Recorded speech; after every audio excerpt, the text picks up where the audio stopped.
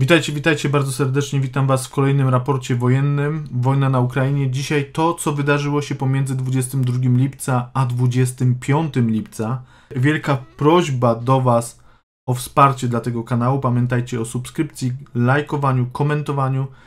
Pamiętajcie, że możecie zostać patronem lub patronką oraz polecam Wam moją ostatnią rozmowę z Markiem Meissnerem w przeglądzie tygodnia. Bardzo dobry materiał. Zapraszam Was na każdy inny jeszcze materiał. A my przechodzimy na mapę Ukrainy i zaczynamy raport wojenny. Jesteśmy na mapie Ukrainy. Dzisiaj nie będziemy zbyt wiele omawiać.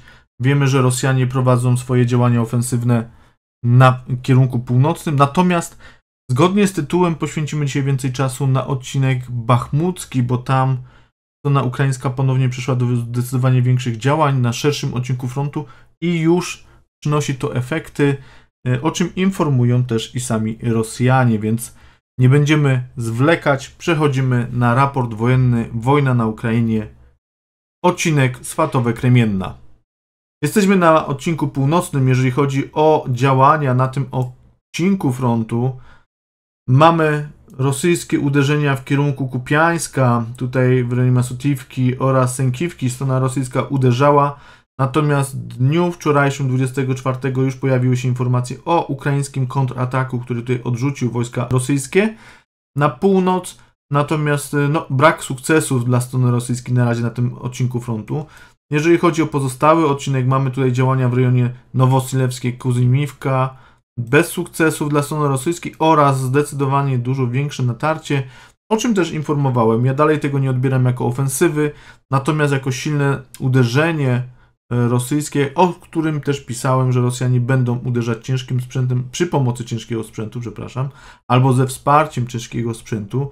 I tutaj mamy naprawdę dość szeroki odcinek, bo Rosjanie uderzyli tutaj na szerokim odcinku, atakują na szerokim odcinku, chociaż na wąskim odcinku odnieśli niewielki sukces w rejonie Karmazyniwki, w szerszym odcinku frontu uderzyli, natomiast sukcesy w rejonie, tak jak powiedziałem, Karmazyniwki nie udało się więcej, weszli tutaj, czy udało im się zagłębić teren na głębokość około 2 do 3 km, natomiast już spotkało się to z reakcją wojsk ukraińskich, które uderzały już tutaj na skrzydle, odbijając część terenu, natomiast mamy tutaj cały czas walki silnego zgrupowania rosyjskiego, które tutaj zostało wsparte przez elementy 4. Kantemirowskiej Dywizji Pancernej, która tutaj atakuje bez sukcesów, natomiast sukces zanotowała 15. Brygada, 30. Brygada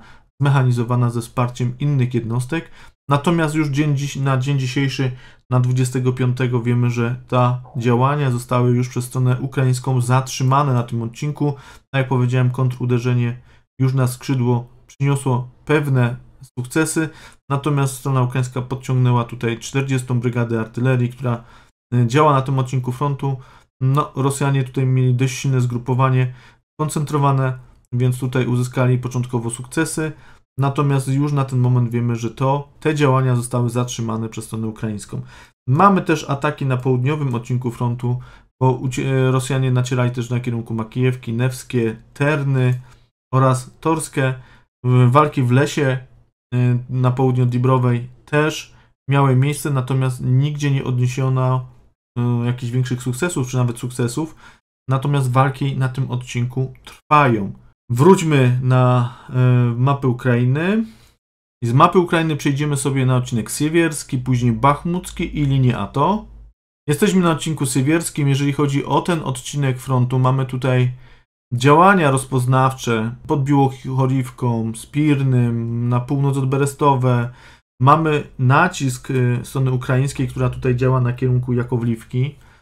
Wiemy, że pewne działania mają tutaj miejsce, natomiast brakuje takich informacji, które by potwierdzały większe działania. Wiemy, że strona ukraińska tutaj dość mocno wykorzystuje rozpoznanie do atakowania strony rosyjskiej i cały czas tutaj markuje pewne działania ofensywne na tym kierunku frontu. Natomiast jeżeli chodzi o odcinek bachmucki, przejdźmy na mapę Bachmutu, bo na tym odcinku naprawdę sporo się dzieje. Pojawiły się informacje, że na odcinku północnym oddziałem 30 brygady zmechanizowanej tutaj podeszły, czy nawet weszły już do miejscowości zalizańskie. Wiemy, że te natarcia wzdłuż drogi M03 też nadal mają miejsce. Rosjanie tutaj próbowali kontratakować, na ten moment bez sukcesów. Wiemy, że toczą się walki o las w rejonie Dubowo-Wasyliwki, gdzie atakowały też oddziały, czy prowadzą działania oddziały z 56 oraz oddziały 77, które tutaj nacierają na Dubowo-Wasyliwkę. Wiemy, że strona ukraińska atakuje ponownie dość mocno na kierunku Berchiwki oraz Jachidnego. Tutaj te działania są prowadzone nawet bardziej niż, powiedziałbym, na podejście do Jachidnego, które tutaj jest na wzniesieniu, i strona ukraińska po tych walkach pierwszych o Berchiwkę chyba zrozumiała, że musi zająć ten grzbiet Jachidnym, aby osłonić sobie właśnie podejście jednostek do Berchiwki. Walczą tutaj dość zaciekle, natomiast jeżeli chodzi o południowy odcinek frontu, mamy tutaj naprawdę aktywne działania strony ukraińskiej, która atakuje Kliszczejówkę, zdobyła ostatnie wzniesienia, obeszła od południa miejscowość Kliszczejówkę. Południowa część tej osady jest już w rękach ukraińskich, prawdopodobnie. Takie informacje się pojawiają, natomiast wiemy, że strona rosyjska broni tych zabudowań, tych ruin, można powiedzieć już, bo tak mniej więcej to wygląda. Natomiast dużym sukcesem zakończyły się działania ukraińskie na właśnie kierunku Andriiwki, gdzie udało się nie tylko odpierać kontrataki rosyjskie, ale zadać im takie straty, że po przejściu do ataków udało się uzyskać tutaj dość duże sukcesy w terenie i strona ukraińska podeszła już Andriiwki. Walki toczą się na podejściach do samej miejscowości, więc kwestią czasu jest, co się będzie dalej działo. Wiemy, że dość duży nacisk jest w rejonie Kurdimówki, gdzie od strony północnej wojskom ukraińskim prawdopodobnie udało się już podejść do miejscowości. Tych ataków tutaj na Zelenopile jest dość sporo. Wojska ukraińskie tutaj dość aktywnie działają. Wiemy, że strona rosyjska sięgnęła po posiłki w postaci 83, która była w odwodzie, i ona tutaj w rejonie Andriiwki weszła do akcji. Nie wiem, czy to jest cała brygada, czy oddział wydzielony tej brygady. Natomiast mają tutaj Rosjanie wsparcie dwóch oddziałów pancernych, dokładnie 68 Pułku Pancernego oraz 80 Pułku Pancernego. Wiemy, że straty ponoszą w tym rejonie dość ciężkie. Cały czas inicjatywę tutaj ma strona ukraińska, która naciera na dość szerokim odcinku frontu. Jeżeli by się udało jej zdobyć Andriiwkę, obejdzie Kliszczejówkę od południa i będzie prawdopodobnie kierować się już na Andradiwkę, Opytne oraz na kierunku Kodemy, więc tutaj Zelenopile, więc bardzo duże włamanie, grożące tak naprawdę wejściem już na tyły, na pewne tyły, w odcinka bachmuckiego od południa. Czekam, zobaczymy, sami Rosjanie informują o tym, że sytuacja na tym odcinku frontu naprawdę jest zła dla strony rosyjskiej. Przejdźmy na odcinek Gorłówki. Jesteśmy na odcinku Gorłówki. Jeżeli chodzi o ten odcinek, mamy tutaj próbne ataki, czy mamy tutaj informacje o atakach w kierunku Majorskie, bez sukcesu strony rosyjskiej. Na pozostałym odcinku tego frontu mamy działania rozpoznawcze oraz sporadyczny ogień artylerii, więc na razie tak zawsze, oprócz tego ataku w kierunku Majorskie, nic więcej się tutaj nie wydarzyło. Przejdźmy na linię ATO. Jesteśmy na odcinku linii ATO. Mamy tutaj działania ofensywne strony rosyjskiej na kierunku Awdiwki. Niewielkie sukcesy grup specjalnych rosyjskich, które tutaj na północ od Awdiwki uzyskały naprawdę niewielkie powodzenie. Natomiast na pozostałym odcinku bez zmian w tym rejonie, czyli w rejonie Awdiwki, strona rosyjska atakowała Pierwomajskie, Newerskie, Krasnochorywkę oraz rejon Marinki. Mamy te działania tutaj ofensywne, które zostały odparte przez stronę ukraińską na tym szerszym odcinku frontu. Natomiast jeżeli chodzi o Nową Michajówkę, pojawiły się informacje o działaniach grup specjalnych rosyjskich, jednostkach, które tutaj prowadzą działania rozpoznawcze oraz nękające ataki niewielkie na Nowomichajówkę. Wróćmy na mapę Ukrainy. Z mapy Ukrainy przejdziemy sobie na odcinek zaporowski, a potem odcinek chersoński. Jesteśmy na odcinku zaporowskim.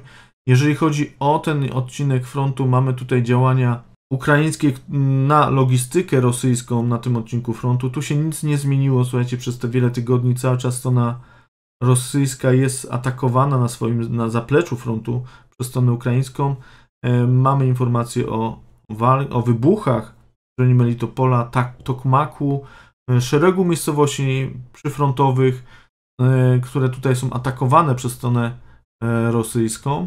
Wiemy, że w rejonie Piatychatek zginął od ostrzału artylerii ukraińskiej Rotysław Żurawlew, który był propagandzistą, korespondentem wojny RIA Nowosti. Brał udział w walkach też w 2014, jak dobrze pamiętam, z bronią w ręku, więc tutaj mamy też szereg ataków na wykryte stanowiska artylerii rosyjskiej.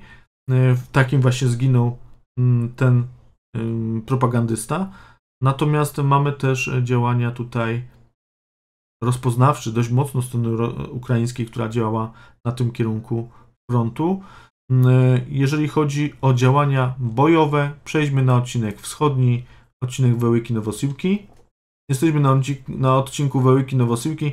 Mamy informacje o atakach artylerii oraz dronów ukraińskiej 72 na pozycje rosyjskie w rejonie Pawliwki, Myklińskie, które tutaj są prowadzone przez stronę ukraińską. Jeżeli chodzi o główny odcinek frontu, mamy tutaj walki.